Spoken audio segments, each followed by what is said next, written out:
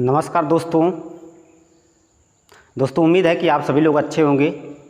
दोस्तों आज मैं आपके लिए एक नया टॉपिक फर्स्ट एड या फर्स्ट एड बॉक्स क्या होता है, जिसको हम लोग प्राथमिक चिकित्सा भी कहते हैं, तो ये मैं आपको बताऊंगा। जैसा कि आपको दिख रहा है प्राथमिक चिकित्सा हम लोग किसे कहते हैं, यानी फर्स्ट एड किसे कहते हैं। तो आपकी जानकारी के लिए मैं बताना चाहूँगा कि अगर कोई व्यक्ति किसी कारणवश से घायल हो गया है, चोटिल हो गया है या मूर्छित अवस्था में आ गया है, तो उसको हॉस्पिटल में ले जाने से पहले उसको 2 उपचार दिया जाता है। जो ट्रीटमेंट दिया जाता है उसको हम लोग क्या कहते हैं, फर्स्ट एड कहते हैं। तो यह किसी कंपनी के लिए बहुत ज़रूरी होता है। बहुत सारे कंपनी में ऐसे व्यक्ति होते हैं जिनको फर्स्ट एड के बारे में जानकारी नहीं होती है और उनके सामने कोई घायल व्यक्ति या मूर्छित अवस्था में कोई व्यक्ति पड़ा होता है, वो उसका इलाज नहीं करते हैं जब तक कि कोई एम्बुलेंस या व्यक्ति को हॉस्पिटल में भर्ती ना करा दिया जाए, जिससे व्यक्ति की स्थिति और भी गंभीर हो सकती है। इसलिए प्रत्येक व्यक्ति को फर्स्ट एड के बारे में जानकारी होनी चाहिए कि प्राथमिक चिकित्सा हम लोग किसी व्यक्ति को कैसे दे सकते हैं। अगर आपको जानकारी नहीं है तो इस वीडियो लेक्चर में अंत तक बने रहिए और मेरे चैनल को सब्सक्राइब करिए और अपने दोस्तों के साथ शेयर करिए। तो आइए देखते हैं फर्स्ट एड क्या होता है। तो दोस्तों यहाँ पर प्राथमिक चिकित्सा यानी फर्स्ट एड आपको दिख रहा है कि अचानक दुर्घटना या बीमारी के अवसर पर डॉक्टर के पहुँचने या अस्पताल ले जाने से पहले व्यक्ति को दिया जाने वाला उपचार ही प्राथमिक चिकित्सा कहलाता है। एक बार फिर से आप देखिए कि अचानक दुर्घटना या बीमारी के अवसर पर डॉक्टर के पहुंचने या अस्पताल ले जाने से पहले व्यक्ति को दिया जाने वाला प्राथमिक उपचार ही प्राथमिक चिकित्सा या फर्स्ट एड कहते हैं। अब ये फर्स्ट एड जब भी हम किसी व्यक्ति को देते हैं तो ये फर्स्ट एड हम लोग कहाँ से देते हैं, इसके लिए जो हम प्राथमिक चिकित्सा के रूप में जो भी मेडिसिन का हम लोग प्रयोग में लाते हैं या जो मेडिसिन हम फर्स्ट एड के रूप में किसी भी व्यक्ति को या घायल व्यक्ति को या मूर्छित अवस्था में हुए व्यक्ति को देते हैं, तो उसके लिए एक फर्स्ट एड किट आती है जिसको हम लोग प्राथमिक चिकित्सा बॉक्स कहते हैं, यानी फर्स्ट एड बॉक्स कहते हैं। अब ये फर्स्ट एड बॉक्स में बहुत सारी ज़रूरी ऐसे मेडिसिन होती हैं जो कि हम लोग प्राथमिक चिकित्सा के रूप में व्यक्ति को दे सकते हैं। तो ये मेडिसिन के बारे में आपको जानकारी होनी चाहिए। तो सबसे पहले आप जान जाइए कि फर्स्ट एड बॉक्स में क्या होता है। तो यहाँ पर आप देख सकते हैं कि फर्स्ट एड बॉक्स में स्प्रिट होती है, जो कि अगर व्यक्ति को चोट लग गई है, वहाँ से ब्लड आ रहा है और उसको हम लोग स्प्रिट की सहायता से साफ़ कर सकते हैं। उसी प्रकार से डिटॉल है, डिटॉल की सहायता से हम लोग व्यक्ति के अगर बहुत कहीं गंदगी स्थान पर गिर गया तो उसको थोड़ा साफ़ सुथरा कर सकते हैं, उसके हाथ पैर धुल सकते हैं, डिटॉल है। दवाई युक्त प्लास्टर है, अगर व्यक्ति कहीं गिर गया है, उसको गहरी चोट आ गई है और वहाँ से ब्लड आ रहा है, तो हम लोग उस पर एक प्लास्टर या बैंडेज भी कर सकते हैं। यह फर्स्ट एड बॉक्स में रहता है। उसके बाद रुई आप सभी लोग जानते हैं, रुई का प्रयोग हम लोग जहाँ भी व्यक्ति को चोट लगता है उस पर दवा लगाकर बांधने के लिए करते हैं। और ये गांच क्या होता है, जाली वाला कपड़ा होता है जिस पर व्यक्ति को जिस स्थान पर चोट लगी उस पर दवा की सहायता से रुई लगाकर हम लोग इस गांच युक्त टाइप कपड़े से हम लोग यानी जाली युक्त कपड़े से हम लोग व्यक्ति के बैंडेज कर देते हैं या उसको जहाँ चोट लगी है बांध देते हैं। तो इस तरह से इसमें कैंची होता है, चाकू होता है।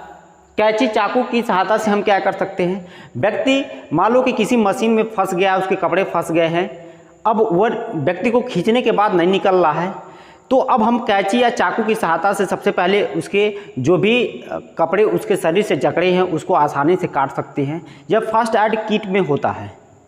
या उसके किसी मशीन में फंस जाने के कारण कोई कपड़ा उसके किसी पार्ट्स में काफ़ी टाइट हो गया तो इसको हम लोग चाकू या कैंची की सहायता से काट सकते हैं।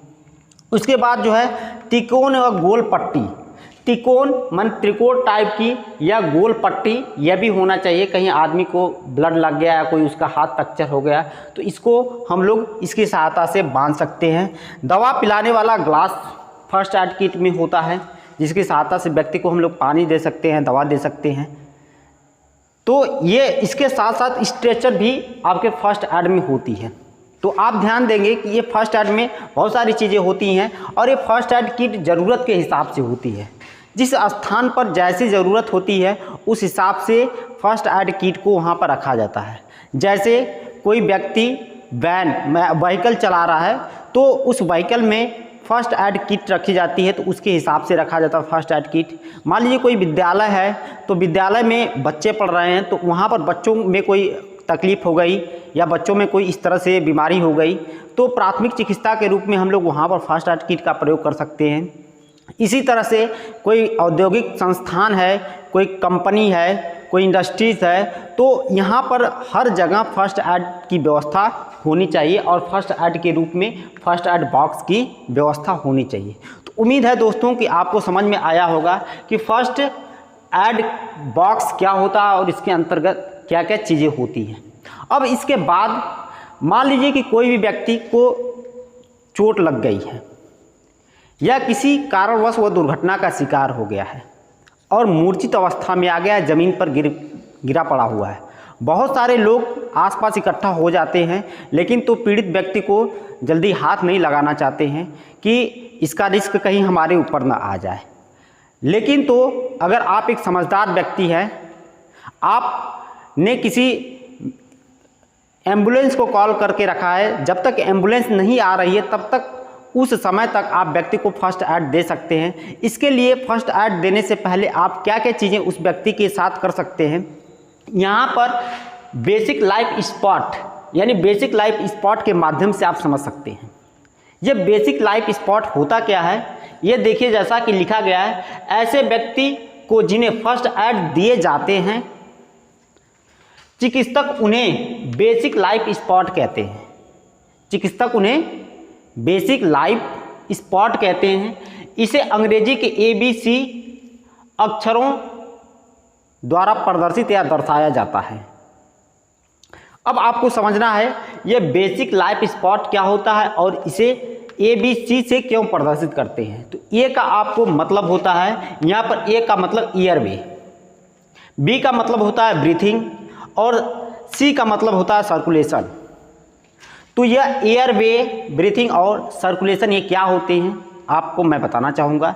दोस्तों जैसा कि A फॉर एयरवे, एयरवे के माध्यम से हम लोग यह सुनिश्चित करते हैं कि जो भी व्यक्ति घायल है, जिसको चोट लगी है, वह किस अवस्था में है उसको हम लोग जांच करते हैं, उसकी सिचुएशन को हम लोग चेक करते हैं। इसके अंतर्गत हम लोग ये जांच करते हैं कि व्यक्ति का वायु मार्ग जैसे नाक मुंह कहीं से बंद तो नहीं है। इसका मतलब आप समझ रहे हैं कि अगर कोई व्यक्ति मान लीजिए किसी ऐसे कंजस्टेड जगह पर फंस गया है और वह मूर्छित अवस्था में आ गया है, तो हम उस व्यक्ति की सबसे पहले ये जांच करते हैं कि कहीं किसी कारणवश से व्यक्ति के मुंह पर या चेहरे पर कोई कपड़ा आकर तो लिपट नहीं गया है, यानी उसके मुंह से सांस तो चल रही है, नाक से सांस तो चल रही है। तो ये चीज़ें सबसे पहले कंफर्म की जाती है। ए फॉर एयरवे माने जो भी व्यक्ति का वायु मार्ग है जिससे वह सांस ले सकता है या सांस छोड़ सकता है, यह सबसे ज़रूरी होता है। क्योंकि अगर व्यक्ति का सांस ही रुक गया तो वह व्यक्ति की डेथ हो जाती है, ये सभी लोग आप जानते हैं। तो सबसे ज़रूरी ये होता है कि व्यक्ति की सांसें चलती रहे जब तक हम लोग उसको फर्स्ट एड देते हैं। यानी अगर व्यक्ति का वायु मार्ग नाक मुंह कहीं से बंद है तो उसको हम लोग वहाँ से साफ सुथरे जगह या उसको वहाँ से हटाते हैं, या किसी कारणवश से उसके नाक मुंह में हवा नहीं जा रही तो उस चीज़ों को भी क्या करते हैं, हटाते हैं। तो ए फॉर एयरवे का मतलब होता है। बी फॉर ब्रीदिंग, इसका क्या मतलब होता है, ब्रीदिंग का मतलब सांस लेना होता है। इसके अंतर्गत हम लोग ये कंफर्म करते हैं कि व्यक्ति की सांसें चल रही है या नहीं चल रही है। समझ रहे हैं, यानी व्यक्ति सांस ले रहा है अथवा नहीं। यदि नहीं ले रहा है सांस तो उसको हम लोग अलग अलग तरीक़ों से सांस देने की व्यवस्था करते हैं। इसमें से सबसे फेमस तरीका होता है कृत्रिम श्वसन विधि द्वारा हम लोग उसको सांस दे सकते हैं, या सैफर विधि द्वारा या सिल्वेस्टर विधि द्वारा हम लोग व्यक्ति को सांस लेने में सहायता कर सकते हैं, या कृत्रिम विधि से हम लोग उसको सांस दे सकते हैं। तो ये भी ज़रूरी होता है। यानी बी फॉर ब्रीदिंग, इसके अंतर्गत हम लोग ये कंफर्म करते हैं कि व्यक्ति की सांसें चल रही है नहीं चल रही है। तीसरी बात सी फॉर सर्कुलेशन। सर्कुलेशन का मतलब ये होता है कि व्यक्ति की नब्ज का मतलब जो उसकी नसें होती है जिसमें ब्लड का सर्कुलेशन होता है, ब्लड का परिसंचरण होता है, ये हो रहा है कि नहीं, मतलब व्यक्ति की नब्ज चल रही है नहीं।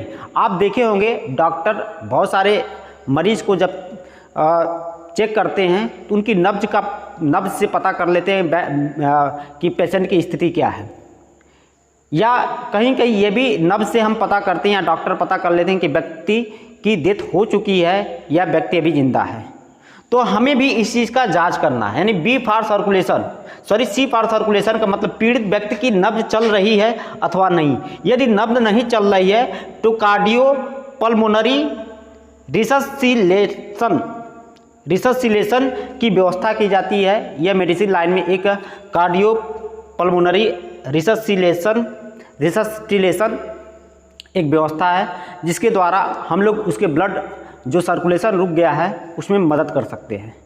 तो उम्मीद है दोस्तों कि यह बेसिक लाइफ सपोर्ट क्या होते हैं। बेसिक लाइफ सपोर्ट को हम लोग अंग्रेजी के ABC 3 अक्षरों से समझते हैं। ए का मतलब होता है एयरवे, इसके द्वारा हम लोग ये कंफर्म करते हैं कि जो भी पीड़ित व्यक्ति है उसकी जो है वायु मार्ग जैसे नाक मुंह कहीं से बंद तो नहीं है, यानी उसका सब कुछ सही है। उसके बाद बी फॉर ब्रीदिंग में हम लोग ये कंफर्म करते हैं कि व्यक्ति की सांसें चल रही है या नहीं चल रही है। और सी फॉर सर्कुलेशन में हम लोग ये कंफर्म करते हैं कि व्यक्ति की नब्ज चल रही है या नहीं चल रही है।